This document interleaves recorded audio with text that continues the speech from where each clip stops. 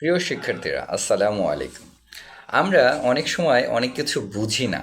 না বুঝলে আমরা কিভাবে অন্যকে ইংরেজিতে বলতে পারি যে আমি বুঝি নাই, আমি বুঝতে পারি নাই। এটা শিক্ষকদের ক্ষেত্রে হতে পারে, মিটিংয়ে হতে পারে, যে কোনো সময়। সাধারণত আমরা বলে থাকি I don't understand it, I don't understand it.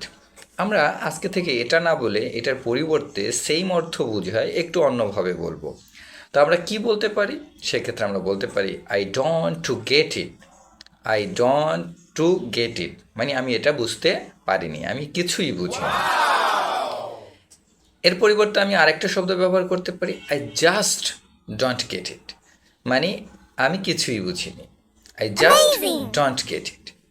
Then এর পরিবর্তে আমরা অনেক সময় বলতে পারি it makes no sense to me, it makes no sense to me.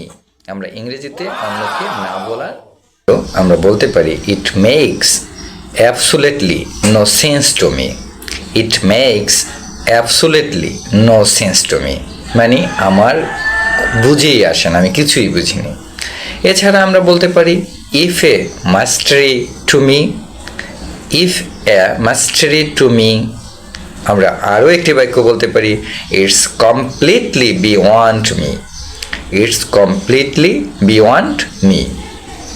আমরা যখন ক্লাসে ম্যাথ না বুঝি তখন টিচারকে বলতে পারি I can't get my head around it, I can't get my head around ইট, মানে অঙ্ক আমরা কিছুই বুঝিনি স্যার, আমি কিছুই বুঝিনি। তাহলে কি বলবো? I can't get my head around it.